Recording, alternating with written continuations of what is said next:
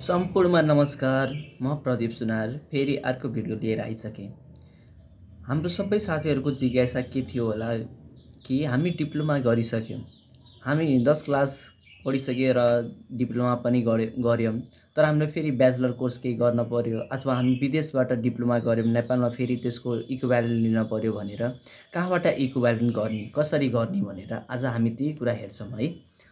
सबभन्दा पहिला हामी गुगल क्रोममा जाऊँ है।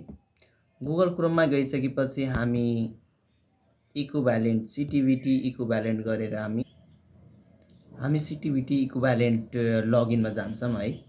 यहाँ गइसकेपछि हामी इमेल र पासवर्ड हाल्छौँ, जुन म पहिले नै रजिस्टर गरिसकेको हो। हजुरहरू पनि यहाँ रजिस्टर यहाँ छ, यहाँ साइडमा त्यो रजिस्टरमा गएर हजुर रजिस्टर गर्नु होला। म पहिलेदेखि रजिस्टर्ड छु, त्यही भएर म डाइरेक्ट लगइन गर्छु। यहाँ हेर्न सक्नुहुन्छ, यहाँ सिटिभिटी एफिलिएटेड इक्विभ्यालेन्ट रिक्वेस्ट भनेर छ। म पहिला नै आफ्नो एउटा इक्विभ्यालेन्टको लागि एउटा डकुमेन्ट इक्विभ्यालेन्ट गर्नुपर्ने थियो, जुन म पहिला नै गरिसकेको हो। त्यो हजुरलाई म देखाउन चाहन्छु, जुन अहिले यहाँ सो गरिरहेको छैन, तर पनि यदि हजुरले फेरि रजिस्टर गर्न सक्नुहुन्छ यहाँबाट। ल यहाँ हेर्न सक्नुहुन्छ सिटिभिटी रजिस्टर स्टुडेन्ट भनेर छ। वेलकम टु इक्विभ्यालेन्स डेस्कटपमा यसमा सबै कुरा उल्लेख छ। सिटिभिटीले हामीलाई कस्तो कस्तो कुरामा इक्विभ्यालेन्ट दिइरहेछ। यदि हामीले आइटी स्टुडेन्ट हो भने पनि यहाँ पाउँछौँ। यदि इन्डिया एफिलिएटेड कलेजहरूबाट हामीले कुनै डिग्री गरेका छौँ भने त्यसको इक्विभ्यालेन्ट नि पाइन्छ हाम्रो नेपालमा।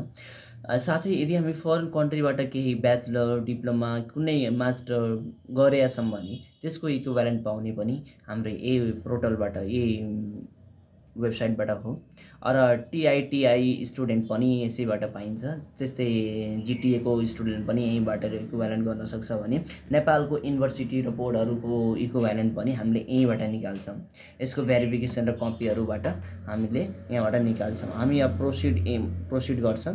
प्रोसिडमा गरिसकेपछि हामी यहाँ म्यानुअली सबै कुराहरू भर्नुपर्छ। यदि हजुरले पहिलोचोटि रजिस्टर गर्दै हुनुहुन्छ भने सिटिभिटी रजिस्ट्रेसन नम्बर हुन्छ कि हामी पढ्दाखेरि सिटिभिटी कोर्स गर्दाखेरि त्यहाँ रजिस्ट्रेसन नम्बर हुन्छ, त्यो राख्नु होला।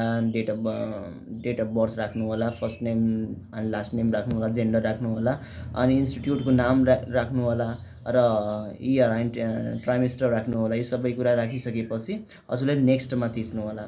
नेक्स्टमा थिचिसकेपछि हजुरलाई यस्तो इन्टरफेस आउँछ। अहिले म सबै कुरा फिलअप गरिसकेको हो, त्यही भएर यहाँ देखा होइन। हजुर साथीहरू, म यहाँ फेरि आफ्नो रजिस्टर त गरिसकेँ। अब म फेरि लगइन गरेर आफ्नो यहाँ देखाउँछु हजुरहरूलाई। लगइन गरिसकेपछि यसको केही पेमेन्ट गर्छ। यसले 500 रुपियाँ पेमेन्ट गरिसकेपछि हामीले यसको इक्विभ्यालेन्ट निकाल्न सक्छौँ।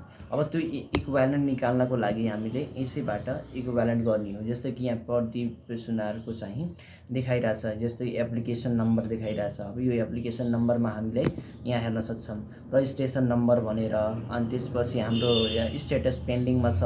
अनि सबमिटेड डेट भनेको म सबमिटेडलाई गरेको छैन, किनभने म काठमाडौँ जानै पर्छ। यसको लागि काठमाडौँमा गएर सिटिभिटीको कार्यालयमा गएर र सक्कल नागरिकता सक्कल डकुमेन्टहरू आफै क्यान्डिडेटले त्यहाँ बुझाउन पर्छ, देखाउन पर्छ, मात्र उहाँहरूले हजुरलाई यो इक्विभ्यालेन्ट दिनुहुन्छ। धन्यवाद।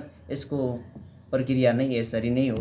आगामी अरू केही जानकारी चाहियो भने कृपया मलाई कमेन्ट गर्नुहोला र मेरो च्यानलमा नयाँ हुनुहुन्छ भने सब्सक्राइब गर्नुहोला। हरे कृष्ण, हरे कृष्ण, हरे कृष्ण।